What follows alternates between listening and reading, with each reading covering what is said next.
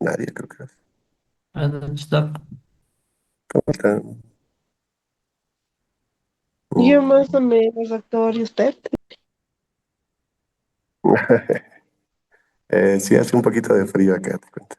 Me puse un calentador. Sí. Ahí está la pantalla. Mm,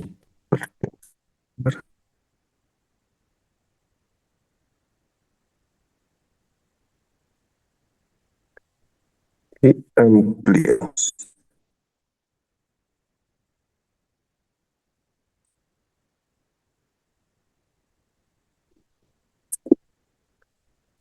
Ok, esto ya lo vimos. Esto también ya lo vimos, ¿no? Todo. Sí, eso. Aquí hemos quedado. Bien. Lo anterior tabla nos daba la clasificación de los coloides, ¿no? Que ya hemos visto cuál es la diferencia con las soluciones. Y en este caso nos toca ver qué tipos de disoluciones hay, ¿no? Cómo se los clasifica. Una primera forma sería según el estado físico de sus componentes, como se puede ver acá. Y es algo similar a lo que se vio en coloide, ¿no? Tenemos acá el soluto, que en coloides le llamamos fase dispersa, ¿no? Que era la menor cantidad. Y tenemos el disolvente, que en coloides también era la fase dispersante, en donde se dispersa el, bueno, la menor cantidad, ¿no? Y acá tenemos diferentes combinaciones y vamos a ir viendo qué ejemplitos tenemos, ¿ya? Primer caso sería gas en gas mismo. Hay un ejemplo que lo vimos, estamos alrededor de eso siempre. Sería el aire, ¿no? En el aire el disolvente sería el nitrógeno, porque es el que está en mayor proporción, ¿ya? Mayor cantidad de nitrógeno, unos 60 y tantos, 63 creo que por ciento, algo así más o menos. Y ahí está el oxígeno, ¿no? Es unos 70 creo que es. Bueno, más o menos, 70, algo así. Y ahí está el oxígeno, que nos sirve para vivir, obviamente. Pero no son los únicos. También existe argón en menor cantidad, un poquito menos de 1%.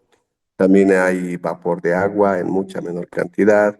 También podemos hablar de dióxido de carbono, monóxido de carbono. Y si estamos cerca a otro tipo de instituciones, fábricas, laboratorios y demás, puede haber otras cosas más, ¿no? Vapor de éter de petróleo, monóxido, ácidos. O sea, la composición varía mucho dependiendo en qué lugar estamos, ¿sí? Pues un ejemplo de gas. También nos hablan de gases propelentes en un insecticida, ¿sí? El principio activo se coloca en la botellita, se colocan los gases, y estos gases a presión sirve para impulsar, ¿no? El principio activo salga de la botellita de nuestro Sprite, y eso pues ya lo utilicemos lo que queramos, ¿no? Entonces, esos gases también sería una disolución, ¿ya? Gas. Después tenemos gas en líquido. Ahí tendríamos las bebidas carbonatadas en el que el soluto es el dióxido de carbono, eso creo que ayer hemos hablado un poquito, y el disolvente sería el agua. Ahora, los alimentos en general, en este caso estas bebidas, son ya disoluciones un poco más complejas, ¿no? Tienen muchos componentes, no es solamente gas en agua. En esa bebida también tendríamos un sólido, ¿no? Azúcar, por ejemplo, sólido en líquido. También tiene que ver con las bebidas carbonatadas. Eh, También tiene que ver con, ¿qué le colocan? Bueno, todo es sólido. Si habláramos, no sé, de una bebida alcohólica carbonatada que hay también, ¿m? Champaña, por ejemplo, ¿no? O la sidra, ahí tendríamos gas, tendríamos sólido y también tendríamos líquido, ¿no? Que sería el etanol. Entonces la bebida carbonatada sería gas en líquido, líquido en líquido y sólido en líquido también, ¿no? Entonces, lo real siempre es un poquito más complejo. También nos hablan de alberca, se coloca cloruro, o más bien cloro gaseoso en agua, eh, para que el cloro pueda eliminar, ¿no? Tanto bacterias y evite, bueno, bacterias más que todo, un poquito a las algas también, pero más bacterias. Después tenemos líquido en líquido, ahí nos hablan de vodka, bueno, bebidas alcohólicas, lo que decíamos. etanol en agua. El vinagre también es una solución líquido en líquido, ¿no? El ácido acético es un líquido que está en el agua, ¿no? Hay un pequeño detallito, no sé, una información extra que no tiene que ver con esto, pero el vinagre, el real vinagre se lo hace por fermentación, ¿no? Con levadura. Y si ustedes compran en el mercado un vinagre caro, significa que ha sido por fermentación, y ese es el original, así debería ser.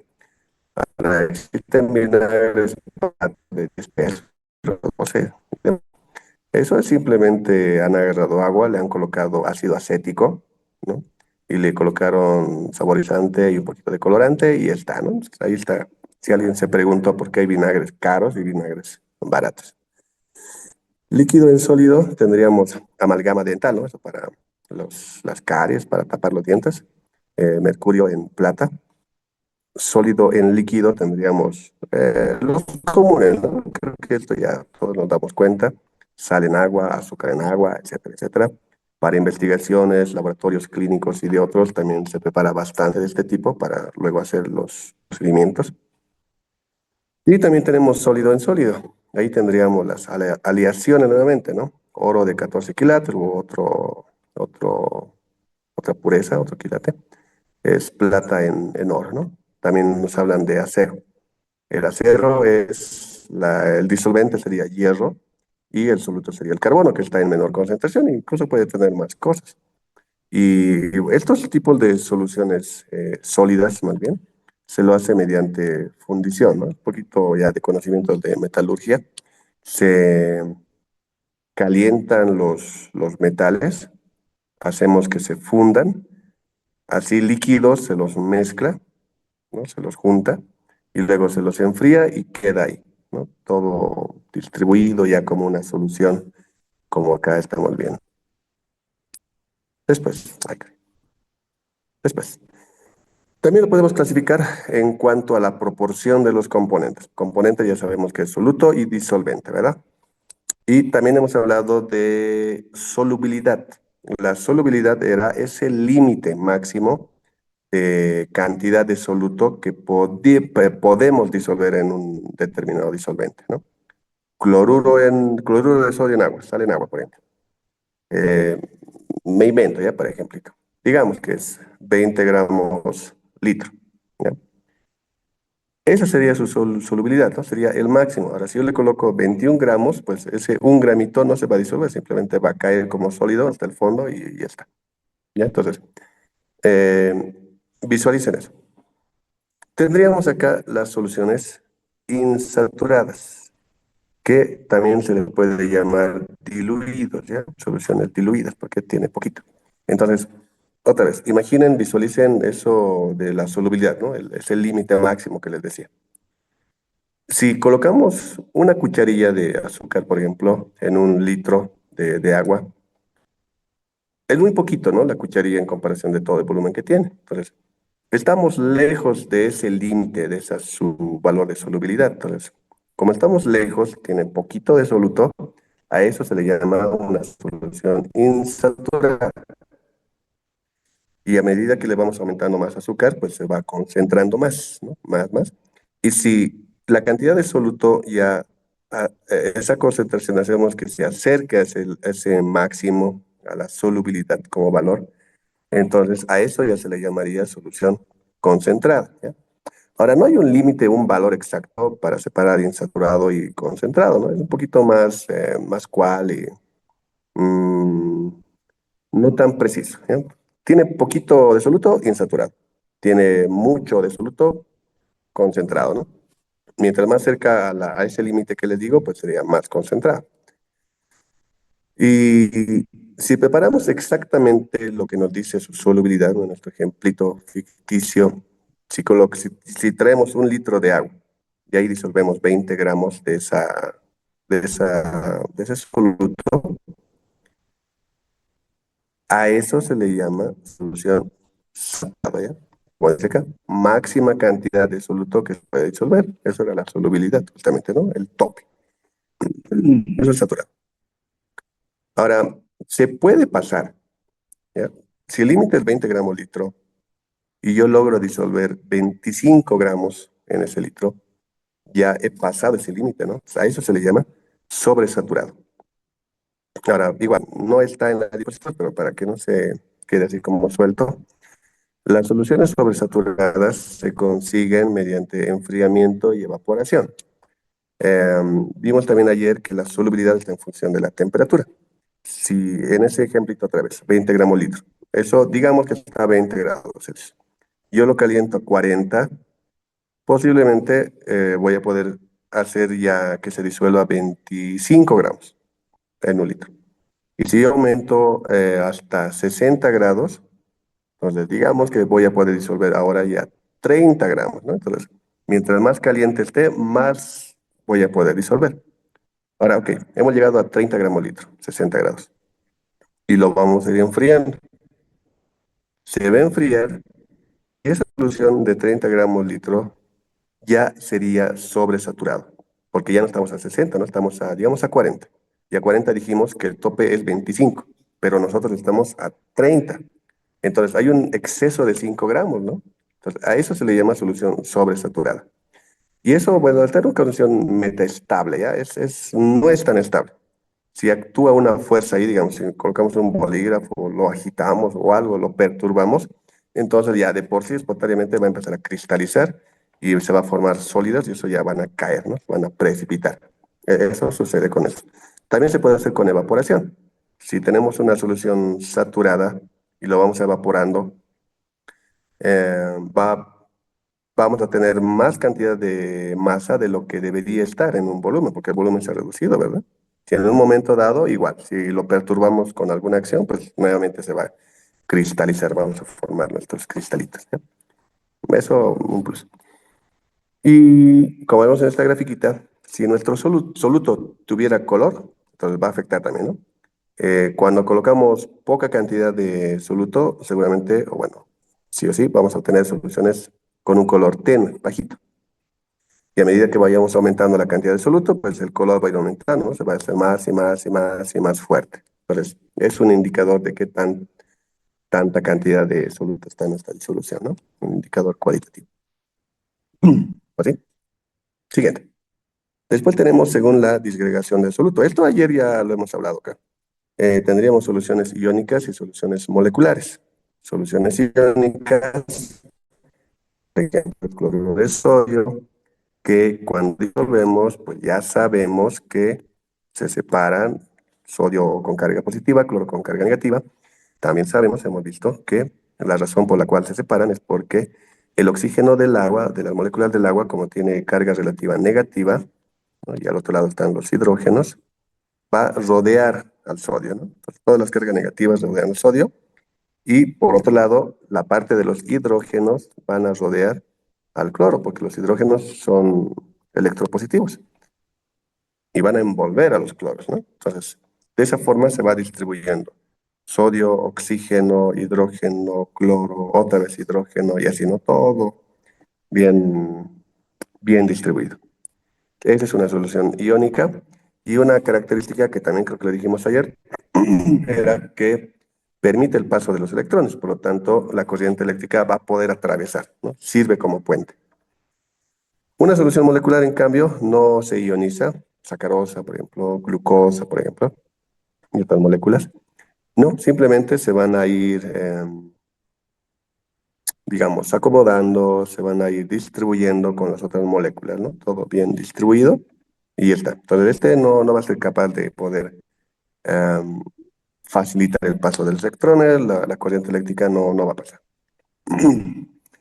Después, dice por su tonicidad, ¿ya? Esta palabrita, este término, se refiere a la concentración de la solución comparado a una célula, ¿ya? Es un poquito más bioquímica. Y para comprender eso tenemos que entender lo que es la ósmosis, ¿ya? En la ósmosis lo que tenemos es una membrana semipermeable, ¿ya? Y en esta membrana semipermeable sirve como una pared, ya como un filtro. A la izquierda vamos a tener agua, A la derecha también tenemos agua, pero solo en un solo lado, digamos aquí a la izquierda, vamos a tener soluto. ¿Ok? Y al otro lado solamente agua. Y pasa que la membrana semipermeable permite el paso del agua. El agua, las moléculas tranquilamente van a poder pasar, pero no permite el paso de los solutos. Así que este pobre soluto no va a lograr atravesarlo, se queda ahí, encerrado. Ahora, la naturaleza siempre trata de llegar a equilibrios, ¿no? Por ejemplo, equilibrio térmico. Si tienen una mano que estaba en el bolsillo y está calientito, y la otra mano estaba agarrando el paraguas, digamos, un día de lluvia, la mano derecha está frío, la mano izquierda está caliente. Si juntamos las palmas para calentarnos, eso lo hacemos espontáneamente, la mano que está con la temperatura mayor va a empezar a descender su temperatura, ¿no? Se va a empezar a enfriar. Y la mano que está más fría se va a empezar a calentar. Hasta que en algún momento, pues ambas manos tengan la misma temperatura. Pues uno se va a enfriar y el otro se va a calentar hasta llegar a un equilibrio, en este caso, térmico. Lo mismo pasa con presiones, lo mismo pasa en este caso con concentraciones. Entonces aquí, al lado izquierdo tenemos una concentración alta y al lado derecho, como no hay soluto, pues tenemos una concentración baja, ¿no? Cero. Entonces, ¿qué pasa? Que la naturaleza otra vez, ¿no? Fenómenos van a tratar de que estos dos se equilibren, ¿ya? Va, se va a querer que esta concentración sea la misma que esta concentración a la derecha. ¿Cómo logramos eso? No podemos hacer nada con el soluto, porque el soluto no lo va a atravesar, ¿no? Lo más facilito sería que el soluto se pase a la derecha y listo, aumenta y en algún lugar, en algún momento pues se va a igualar, pero no pasa. Entonces, si no vamos a poder aumentar la concentración a este lado, pues entonces disminuiremos, ¿no? Este lado. Aquí va a ser medio egoísta el lado derecho y le va a quitar, ¿no? Va a tratar de disminuir. Y para eso, el agua es el que va a intervenir. Entonces, el agua va a tener que ir de la derecha a la izquierda. ¿Ya? A ese fenómeno se le llama ósmosis, ¿ya? A ese paso de un fluido, en este caso agua, del de un lugar de menor concentración a uno de mayor concentración, que tenga una membrana, una pared impermeable.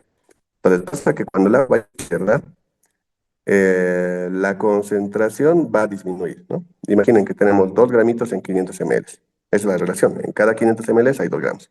Pero si va a pasar otros 500 ml, ahora vamos a tener 2 gramos para 1000 ml, ¿no? Entonces esa proporción se ha reducido. La cantidad de soluto es lo mismo, pero el volumen de agua es más. Por lo tanto, la concentración disminuye. Entonces, y esto va a ir sucediendo tratando de que se igualen. Generalmente no lo logra, ¿no? Porque es mucho el agua que tendría que pasar. También hay cosas de presiones y otras cuestiones, ¿ya? Pero trata, eso sucede, eso se llama ósmosis.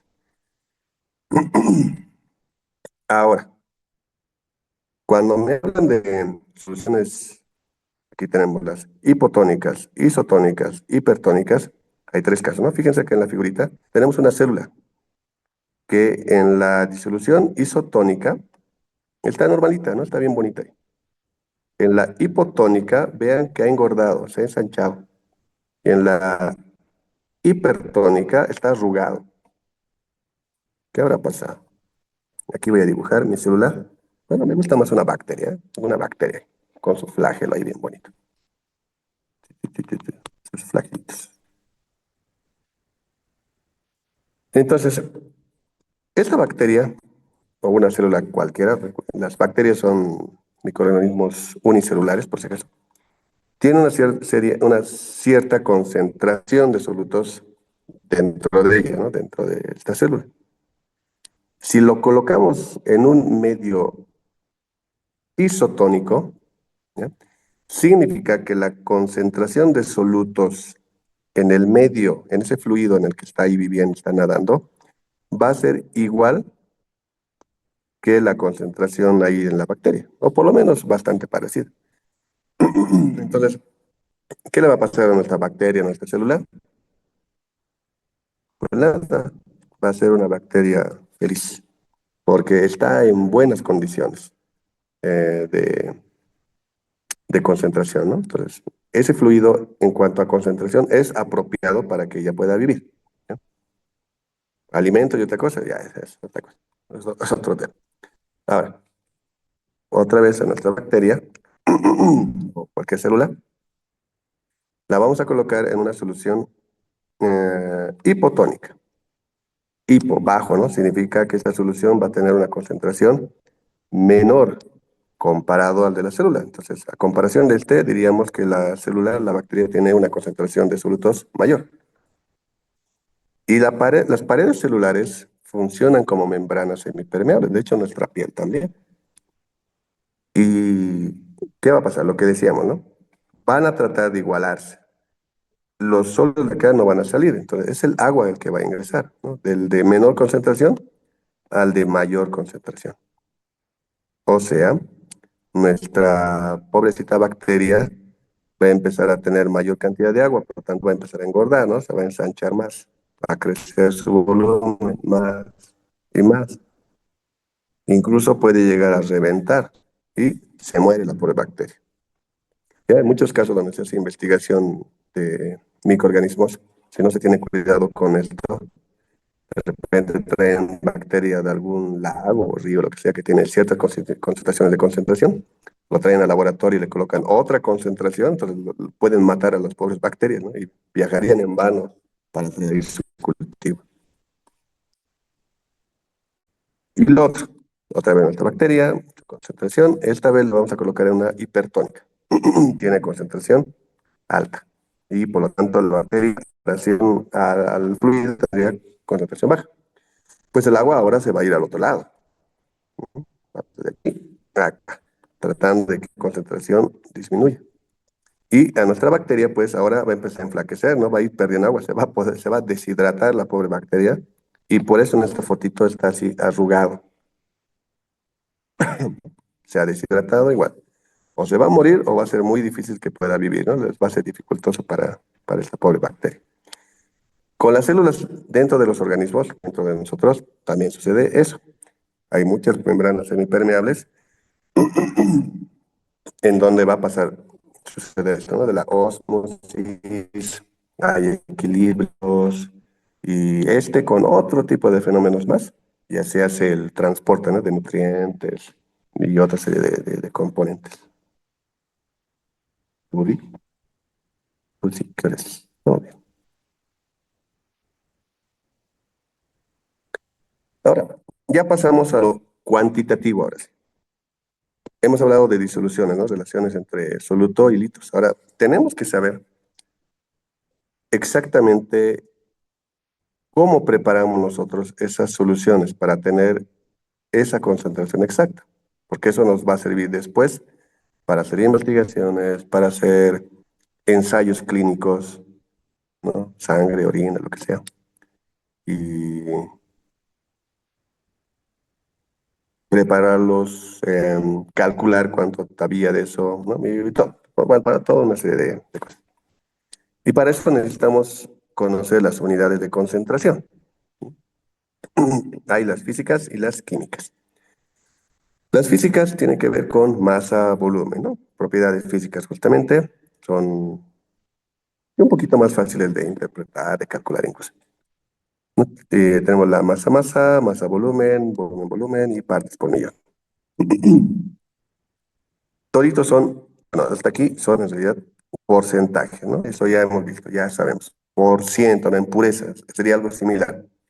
Por cada 100, ¿cuánto hay del soluto, no? Por cada 100 de la disolución, ¿cuánto hay del soluto?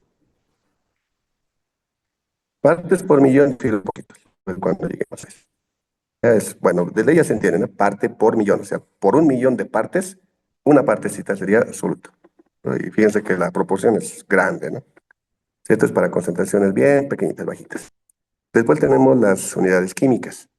Ahí tenemos la molaridad, que tiene que ver con moles. La molaridad, que también tiene que ver con moles, hay una pequeña diferencia.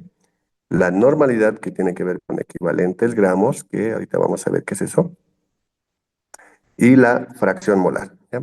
La fracción, ojo, la fracción es bastante similar al porcentaje. ¿Ya? En el porcentaje decíamos por cada 100 tanto es del soluto, ¿no? Por 100 esto. Por lo tanto, el rango que iría del porcentaje sería de 0 hasta 100, ¿no? Ahí sale el porcentaje, no por 100. Cuando hablamos de fracción, ya no lo multiplicamos por 100, ¿no? Porque recuerden, en la pureza hacíamos la relación y al final era por 100, ¿verdad? Entonces, todo porcentaje es por 100. En cambio, la fracción no. ¿Ya? Se hace una relación. Masa de soluto, digamos, sobre masa de disolvente, pero ahí queda. Ya no se lo multiplica por 100. El rango de las fracciones como concentración va de 0 a 1. ¿Ya? Entonces, fíjense, el mínimo en ambos casos es 0. El máximo en porcentaje es 100 y en fracción sería 1. Entonces, cuando yo digo una fracción molar de 1, sería similar a decir tiene un porcentaje de 100, ¿no? 100%. ¿Ya? Si yo digo esto tiene 20%, en fracción sería 0,2, ¿no? Y así, ¿no? Espero que se entienda. Vale, no es complicado. Lo que sí dice fracción molar. Vamos a usar esta forma de pensar, pero con moles. Ya, esa es la cosa. Ah, y aquí hay una cosita. Esto. Aunque esto es más para carrera, en laboratorio justamente, pero igual, para que tengan ya una idea. Para preparar disoluciones, o sea, lo que se requiere es, por ejemplo, yo quiero preparar 100 ml de una disolución de, digamos, cloruro de sodio en agua, ¿no? Al 10%, al 0,2 molar, lo que sea. Lo que tenemos que hacer es calcular, ¿no? Hacemos un cálculo para saber cuánto tenemos que pesar, o sea, cuánto de soluto le vamos a meter a esos 100 ml de disolución, ¿no? Entonces, primero se calcula. Luego se va a la balanza, se pesa lo que hemos calculado, agarramos un vasito de precipitado, que es este de acá, y ojo, ahí tiene que estar esperando el disolvente, o sea, el agua ya tiene que estar ahí. Y cuando esté el agua, ahí le vamos a colocar el reactivo, ¿no? Nuestra sustancia química.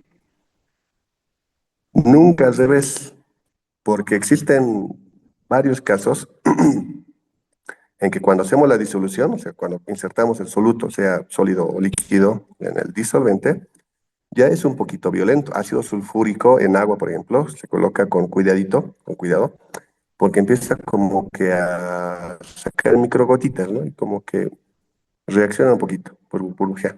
Sáqueselo con cuidado. Entonces, si lo hacemos al revés, si no colocamos el vaso, le colocamos ácido y después le metemos agua, peor a lo loco, de todo el agua, la, ese comportamiento, esa disolución va a ser todavía más violento. Entonces, puede ser que se genere burbujas violentas y proyecte. ¿Ya? Proyectar significa lanzar gotas. Y esas gotas, pues, podría llegar a la mano de quien está preparando esta solución, ¿no? A la mano, al rostro o incluso al ojo, sería el peor de los casos. ¿Ya? Entonces, por seguridad química, siempre tiene que ser reactivo al agua, ¿ya? Eso nunca se olvida. Y bueno, además, después ya los implementos de seguridad personal, ¿no? Guantes de nitrilo, gafas, si hace falta una máscara incluso. ¿Ya?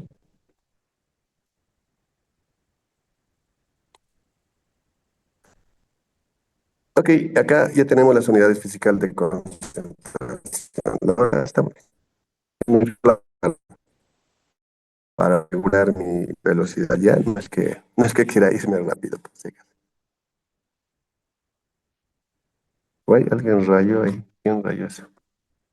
Las unidades de concentración, las físicas, decíamos, es porcentaje masa-masa, masa-volumen. Aquí hay un errorcito, ¿ya? Incluso revisamos y siempre hay algo que se escapa. Es masa, volumen. La diapositiva está bien, volumen. Y partes por millón. La primera, porcentaje masa-masa, es fácil, ¿no? Incluso en toditos en realidad es fácil. Masa-masa es masa de soluto, ¿ya? El soluto siempre va arriba, fíjense, soluto, soluto, soluto, soluto. Sobre masa de disolución, ahí está, ¿no? Masa-masa, de ahí viene. Masa de soluto sobre masa de disolución. Ahora, cuando decimos disolución, estamos hablando del total, ¿ya? Ojo, total. Yo puedo tener una solución de 5 componentes: azúcar, no sé, agua, cloruro de sodio, sulfato de cobre y, no sé, alcohol, digamos, ¿no? 5 cosas. Pero yo me tengo que referir a uno de esos, digamos, porcentaje masa-masa del cloruro de sodio en todo eso. Pues arriba iría el cloruro de sodio y abajo tiene que ser la sumatoria de todo, incluyendo el cloruro de sodio, ¿ya? Y por cien, claro que sí. Después, porcentaje masa-masa, como lo dice el nombre, ¿no? Masa de soluto sobre volumen de disolución, ¿ya? Ya es volumen ahora, como lo dice su nombre. Disolución, otra vez se refiere al total. Después tenemos porcentaje volumen-volumen. Ahí, volumen arriba, volumen abajo. Y otra vez sería del total. Entonces, todito es del total, ¿no? Disolución, disolución, disolución, disolución. Todito. Ahora, ¿cuál usamos? ¿No? Hay tantas opciones. Eso depende del tipo de reactivo que queramos, ¿ya? En los procedimientos, en las normas, en los procedimientos estandarizados, en el procedimiento en general, se dice, para tal ensayo, lo que sea, necesitamos preparar, digamos, 100 ml, ¿no? Un volumen, ml de disolución digamos, al 2%, ¿no? 2%. ¿De qué? De sal, cloruro de sodio, o antes, de etanol, que sea. El etanol sabemos que es un líquido, y lo que tenemos que preparar también es un líquido, ¿no? Una disolución. Entonces, en esos procedimientos generalmente no se colocan, no nos dicen prepare masa, volumen, no, simplemente por 2% y esto. Porque asumen que ustedes también asumen que saben, ¿no? O sea, todos sabemos. Fíjense, yo tengo volumen y mi reactivo también, perdón, volumen significa líquido, ¿no? Acá el reactivo es líquido, por lo tanto yo voy a tener que medir un volumen. O sea, estoy pasando de volumen a volumen. ¿Y cuál porcentaje es eso? Pues está de acá, ¿no? Porcentaje volumen-volumen. Entonces trabajaría con eso. Tengo que averiguar cuántos ml voy a tener que colocarle a mi disolución. Ahora, imaginemos que nos piden otra cantidad, cualquiera de disolución, ¿no? 150, lo que sea, ml, al 5%, cualquier cosa. Pero ahora sí de cloruro de sodio. Cloruro de sodio, la sal sabemos que es un sólido. Pues aquí vamos a pasar de volumen a masa, ¿no? Así va a ser nuestro cálculo. ¿Qué porcentaje, qué relación de lo que vemos me está relacionando masa con volumen? Pues ahí está, ¿no? Está clarito, es este. Porcentaje masa-volumen. Entonces, vamos a trabajar con eso. Significa que yo le saco el porcentaje a mi volumen y automáticamente mi unidad va a ser gramos, va a ser saltar. Mañana vamos a ver problemas, ahí se va a entender muchísimo mejor también. ¿Ok? Y otra cosa, fíjense que acá el porcentaje masa-volumen es masa, podría ser gramos, y el volumen podría ser ml, ¿no?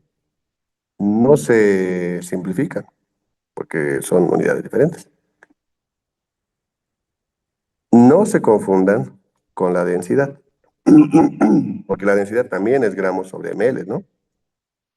Pero hay dos diferencias. La primera diferencia es que la densidad es una constante.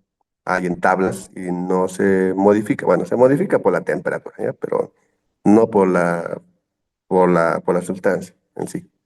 En cambio, en una disolución se puede modificar, ¿no? Yo aquí le puedo colocar 10 gramitos de azúcar en 100 ml de agua, luego 20, 40, 200, lo que yo quiera. Entonces, esto varía a causa de los componentes de la disolución. En cambio, esto no. Y eso es que porque también la disolución, estamos hablando de una sola sustancia, ¿no? La densidad. La densidad del agua sería masa de agua sobre volumen de agua. Y ya está. En cambio, una disolución va a ser masa de, no sé, de agua sobre masa de agua más etanol, más algún ácido y todo, ¿no? Entonces, es la cosa. Aquí son puros, estos son mezclas, ¿ya? Son unidades similares, pero no es lo mismo, por si acaso. Y esto, partes por millón, ppm. Aquí igual hay otro error, qué barbaridad. Esto no es 100, ya es así nomás, no es porcentaje. Acá tenemos que respetar las unidades. Dice miligramos, ¿o sí? Sobre kilogramo o litro de disolución. En cambio acá, en lo de arriba, podría ser gramo arriba, gramo abajo. O si quiero kilogramo arriba, kilogramo abajo. Se van a anular. Entonces no importa. En este caso hay que respetar miligramos arriba, kilogramos abajo. O litros también, ¿no? Como hablamos de disoluciones y son volúmenes, generalmente se utiliza litro, ya con litro y miligramos. Y esto más que todo se utiliza para bueno, hay varios. Uno sería desinfección, ¿ya? De, por ejemplo, paredes de cocinas, de baños y otras situaciones donde existen recomendaciones, ¿no? La pared de un baño prepare una solución de lavandina, hipoclorito de sodio a 200 ppm. Para, no sé, cuchillos, utensilios de cocina a 50 ppm, ¿no? Así. Entonces va por ahí. Y también sirve para poder analizar trazas. Ya trazas significa concentraciones muy, pero muy, muy bajitas. Eso entraríamos en la parte de toxicología. Por ejemplo, sustancias peligrosas para la salud como tóxicas, plomo, mercurio, arsénico, cadmio, por ejemplo. No hace falta cantidades grandes para hacer daño. Con cantidades muy pequeñitas ya suponen un riesgo para la salud. Y esas cantidades tan pequeñitas, pues con esto no nos va a funcionar, nos va a salir 0,00000, ¿no? Entonces, complicado. Por eso en esos casos también se utiliza ppm. En 1 millón de gramos hay esa cantidad de gramitos del soluto, ¿no? Entonces, fíjense esa proporción, es muy grande, esa comparación, ¿no? Entonces, esto nos sirve para concentraciones muy pequeñitas, ¿ya? Muy bajitas.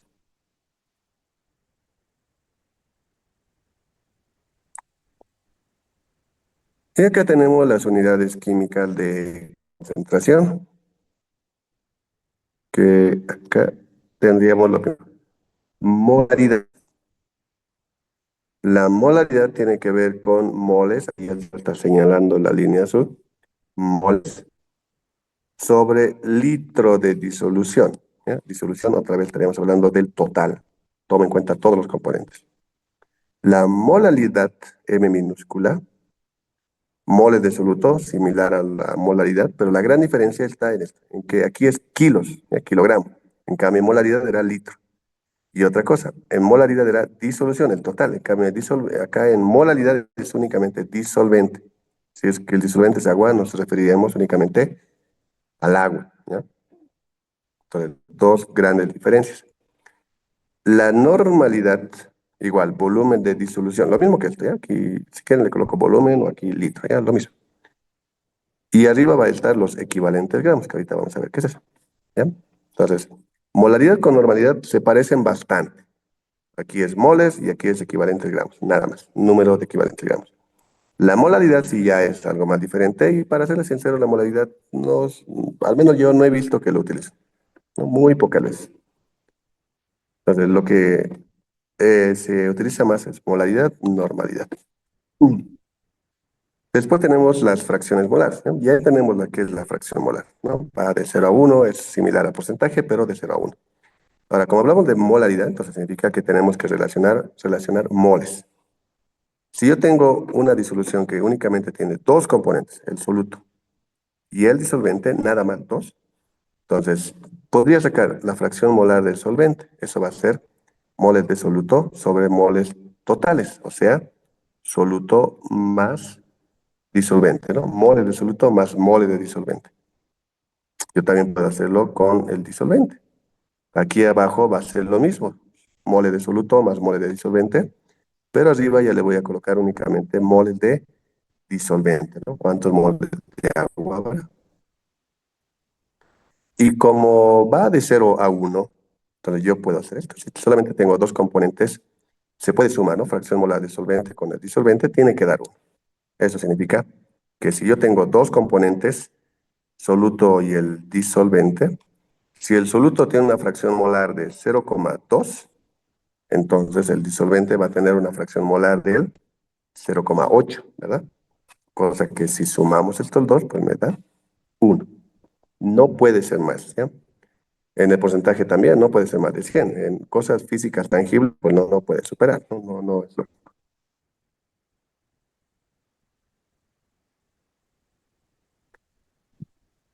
Y para acabar, sí, cabalito, vamos a acabar acá. Tenemos los equivalentes gramos, ¿no? Esto tiene que ver con la normalidad. Aquí el concepto nos dice, peso equivalente de un elemento o compuesto se define como la cantidad del mismo, o sea, esa cantidad de masa que tenemos, que se combina o desplaza químicamente a 8 gramos de oxígeno o 1,08 gramos de hidrógeno. Y en algunos otros libros van a ver que incluso dicen con 8 electrones, ¿no? Entonces, el concepto, leyéndolo, parece fácil, pero ¿qué es lo que realmente significa? A ver, tenemos esta cantidad de alguna sustancia, ¿no? Que va a reaccionar con otra sustancia. Y esta sustancia, pues, tiene A y tiene B. ¿No? Y ya vimos en tipos de reacciones que hay reacciones de simple desplazamiento, doble desplazamiento, etcétera, ¿no? Entonces, esto de equivalente gramo, más o menos lo que trata de decir, interpretarse es, esta cantidad de masa reactivo, ¿a cuántos de estos, de este elemento que conforma el compuesto, va a poder desplazar? ¿Ya? Lo va a botar para que éste ya se entre ahí, ¿ya? Eso sería un equivalente gramo. ¿A cuántos equivalentes va a desplazar esta cantidad de gramos? ¿Ya? A eso se refiere, para que se entienda un poquito mejor. Ahora, ¿a cuántos va a desplazar? Depende. Depende del tipo de sustancia. Metales, ácidos, bases, sales. ¿Ya? Vamos a manejar un numerito, ¿ya? En el caso de metales, tiene que ver con el número de valencia. ¿Ya? Ese es un número mágico. En el caso de ácidos, tiene que ver con el número de hidrógenos que tiene, o número de hidrógenos acídicos que se pueden acidificar, que se pueden salir. En el ácido sulfúrico es fácil darnos cuenta, son dos, pero va a haber casos en que de repente, digamos, esto va a ser H8, C14, no sé, o 16, ¿no? Cualquier cosa me estoy inventando. Acá dice hidrógenos 8, pero esto no significa que los 8 se van a salir y van a reaccionar. Puede ser que únicamente 2 se ionicen para reaccionar y ahí se van a quedar 5. 5 no van a poder.